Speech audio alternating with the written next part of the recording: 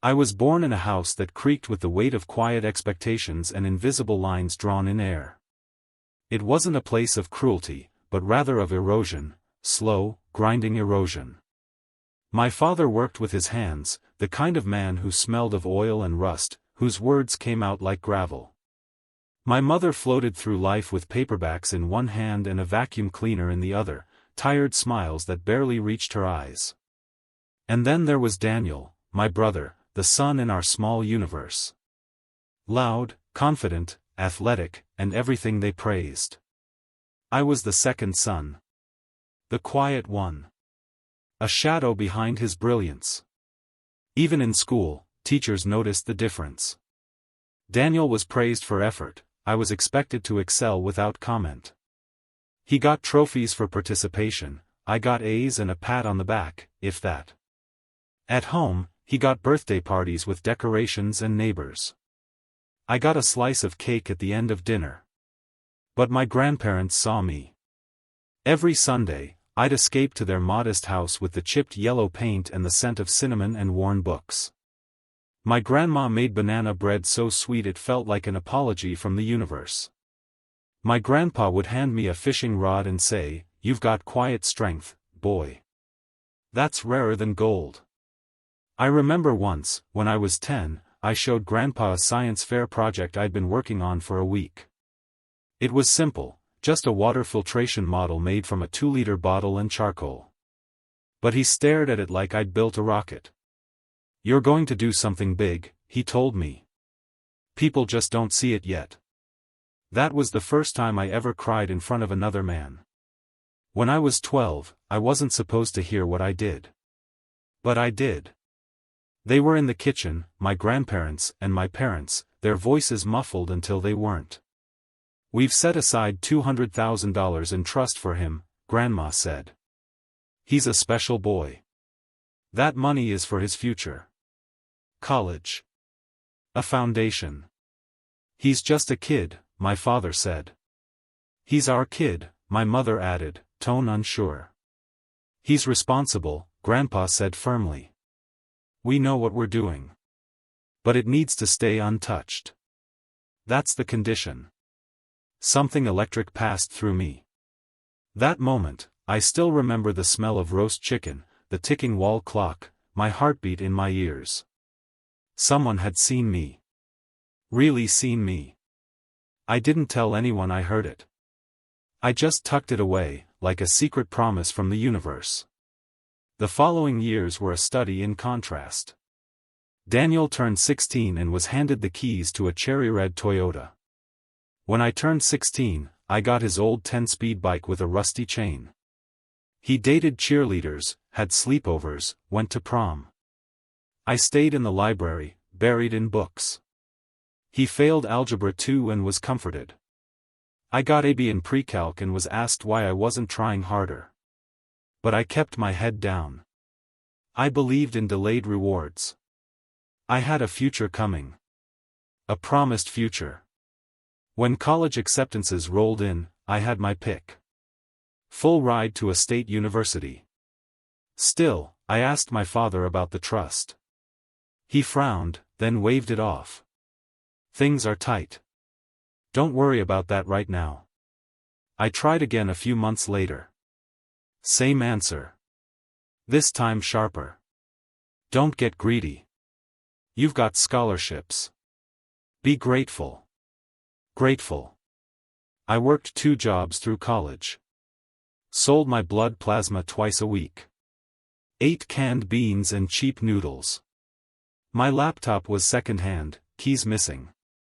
I showered in the gym some days because the hot water in my apartment cut out. And still, I didn't ask again. Because if I asked, and it was gone, I wasn't sure I'd recover from that truth. It was during my senior year that I saw the Facebook post. Daniel and his wife, standing in front of a gleaming new house.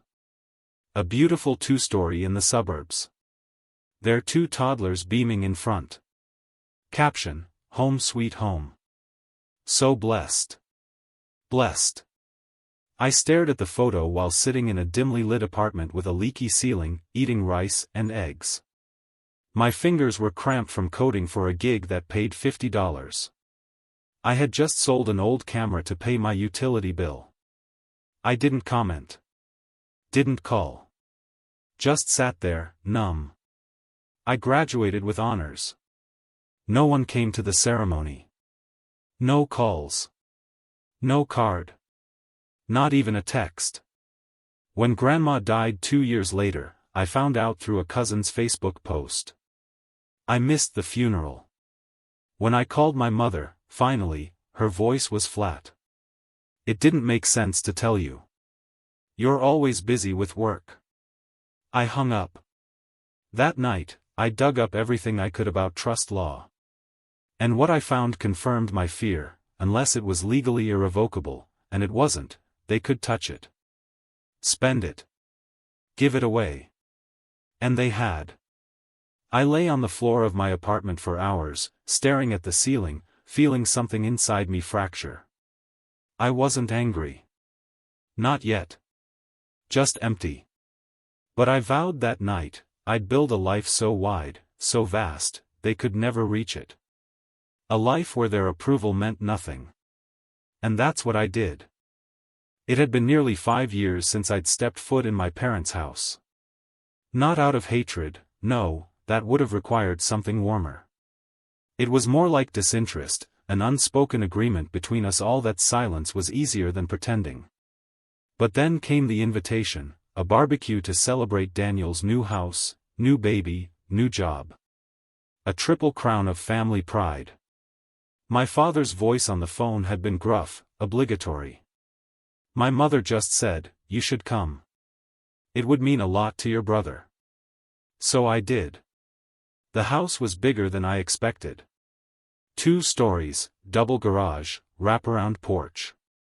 Fresh sod, landscaped hedges, white trim that gleamed like it was still wet with paint.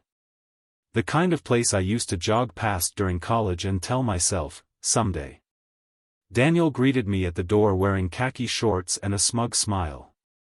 "Hey, stranger," he said, clapping me on the back. "Welcome to the American dream." I stepped inside. Hardwood floors.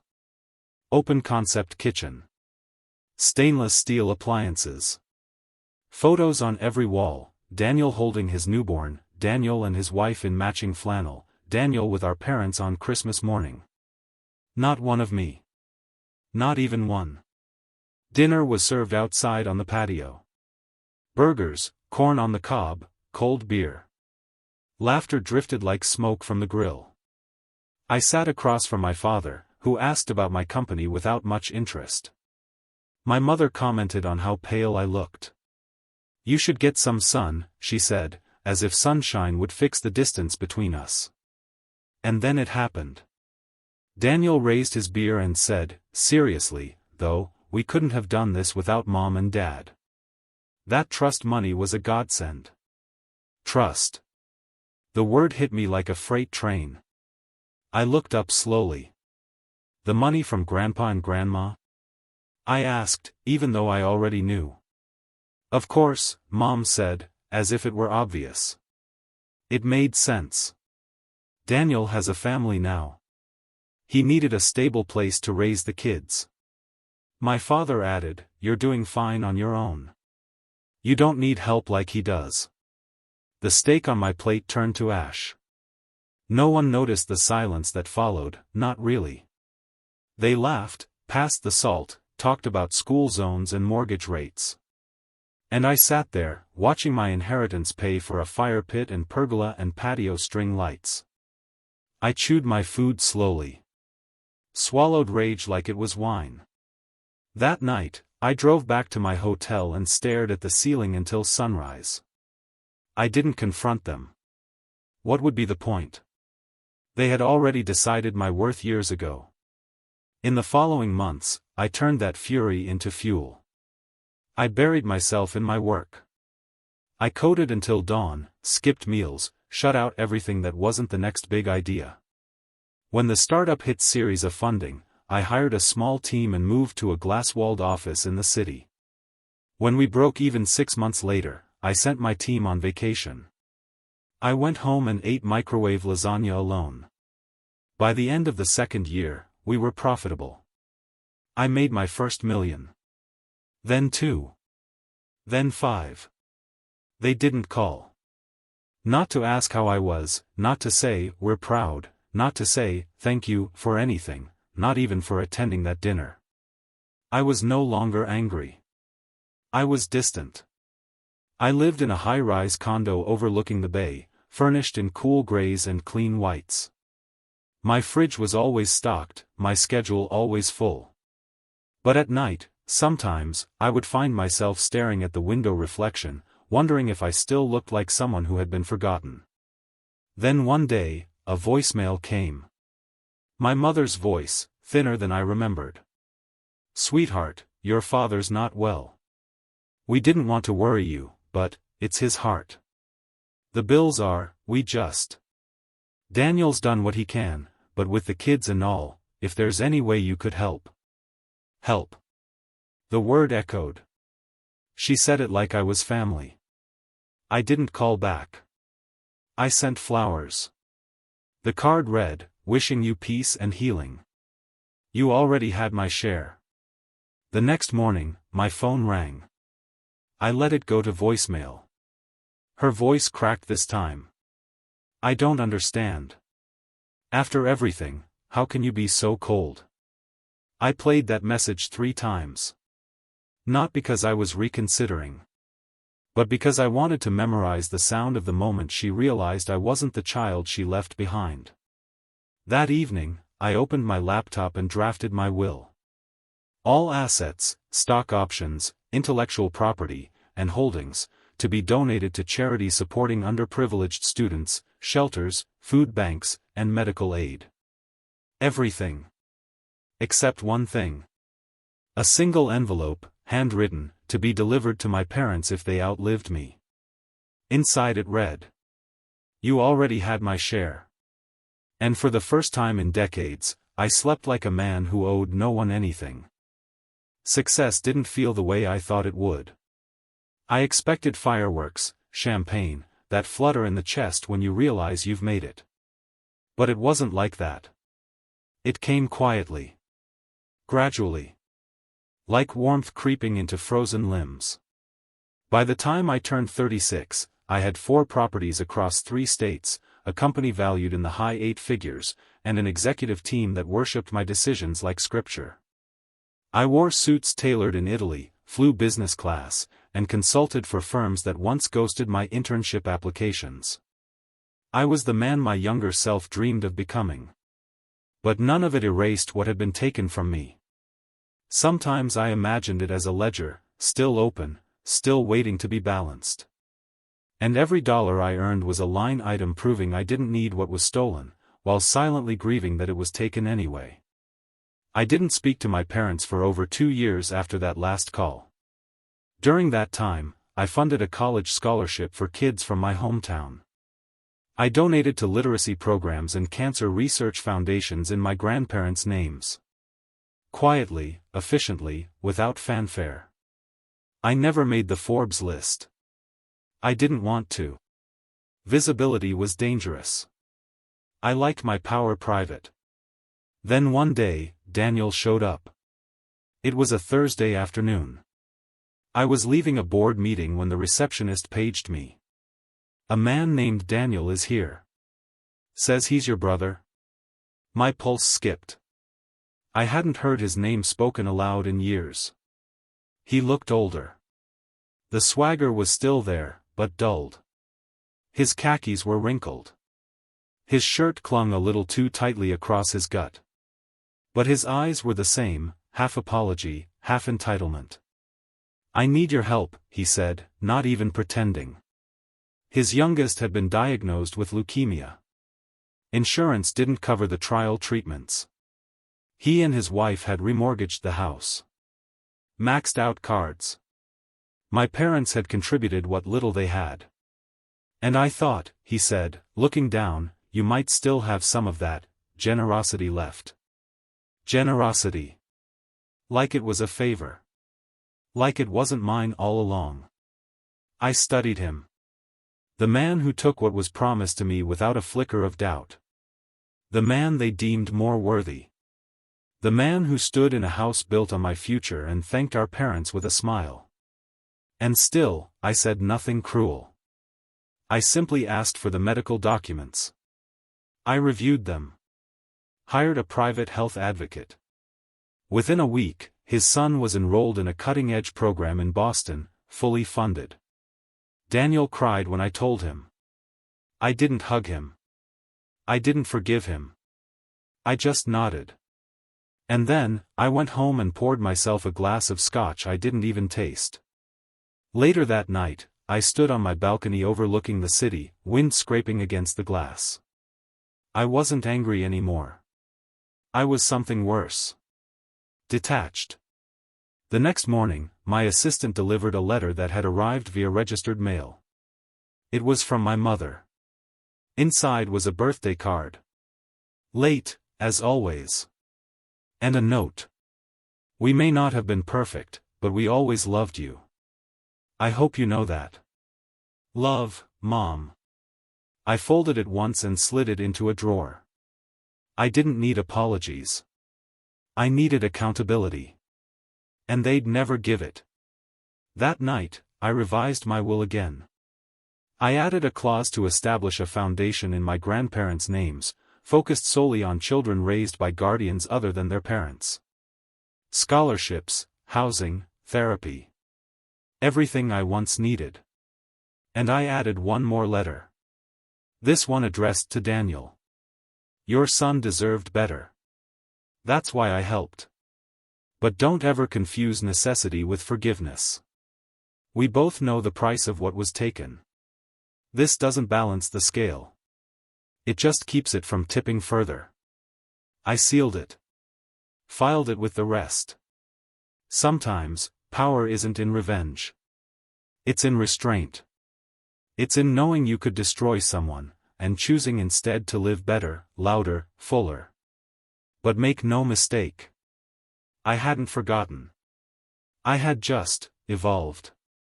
There's something strange about peace, it doesn't arrive with fireworks. It comes in whispers. A stillness that follows the storm. After years of building, grieving, and rising above what was done to me, I found myself no longer waiting for closure. I was the closure. But the past has a way of circling back. Not with vengeance, but with opportunities to measure who you've become. It happened at a charity gala in Chicago. I'd been invited to speak about the foundation I'd started in my grandparents' name, the Avery Fund. I walked through the marble lobby of the Four Seasons, past clinking glasses and designer gowns. I shook hands with senators, CEOs, educators. It was surreal. I was there not as someone's son or brother, but as a man whose legacy had begun to speak louder than his wounds. After my speech, a woman approached me. Mid-30s, humble dress, shaking hands. Your program helped my daughter get therapy after her dad left, she whispered. She smiles again. Thank you. I nodded, too choked up to respond. That night, I sat in my hotel room and cried for the boy I used to be. For the boy who waited years for someone to say they were proud of him. He was gone now. In his place stood a man who had built something real. 2 weeks later, I was back in my hometown. Quietly. No announcement, no parade. I just wanted to see it one last time before I finalized my estate and moved permanently overseas. I parked a block from my childhood home and walked. The house looked the same, just older. Paint peeling. The porch sagging. Weeds growing wild where rose bushes used to be. I saw the silhouette of my father sitting in a recliner through the window. Thinner now. Frail. I didn't knock. Instead, I wandered the neighborhood. Past the school. The church. The library where Mom used to shelve books. And then I saw Daniel. He was filling up gas at a convenience store. His youngest, the one I'd helped save, sat in the back seat playing with a tablet.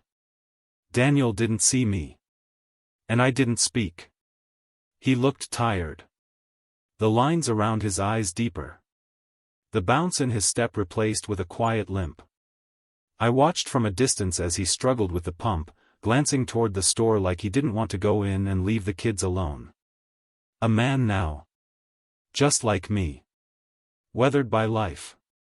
There was no satisfaction in seeing him like that. But there was something final. I turned and left. That night, I reviewed my will one last time. Avery Fund, fully endowed. Scholarships renewed. Housing program expanded. Everything. To strangers. To dreamers. To kids who grew up like I did, unseen. The only mention of family? A sealed envelope. A final message. One line. You already had my share. When the end came, it came quietly. I was 59. Healthy, or so I thought. A sudden rupture in my brain while speaking at a leadership summit in Boston. I collapsed mid-sentence. The headlines called it tragic. The obituaries were kind. They didn't know the full story. I left behind no wife. No children. But I left behind a legacy. Foundations that bore my grandparents' names. Programs that outlived me. Thousands of handwritten scholarship letters, each one signed by me in ink, even in my final months. And one sealed envelope. My lawyer followed my instructions to the letter. The reading of the will took place 3 weeks after my funeral. My family was notified. They came, of course, curious, hopeful, greedy, perhaps even remorseful. They sat in a room with marble floors and tall glass windows. My lawyer opened a leather binder and began. To my family, he read, I leave nothing. Silence.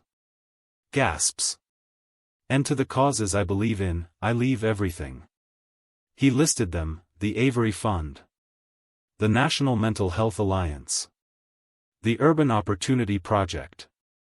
Tens of millions of dollars directed not by bloodline, but by values. And then he pulled out the envelope. Handwritten. Yellowing. Taped shut with care. This, he said, was his final message. He handed it to my mother. Her hands shook. She opened it slowly. Daniel leaned in. My father stared at the floor. Inside was one line, in my familiar, steady handwriting. You already had my share. There were no tears. Not then. But later, Daniel would sit in his garage, holding that note, rereading it for hours. My mother would place it in a drawer, then remove it the next day, unsure what to do with the guilt it carried. And my father would never speak of it again. But the world spoke. Schools carried my name. Kids who'd never met me whispered thank you. And I, long gone, was finally more than what they tried to contain. Because legacy isn't about blood. It's about what you choose to build when no one believes in you. And what you choose to give when you no longer owe them anything.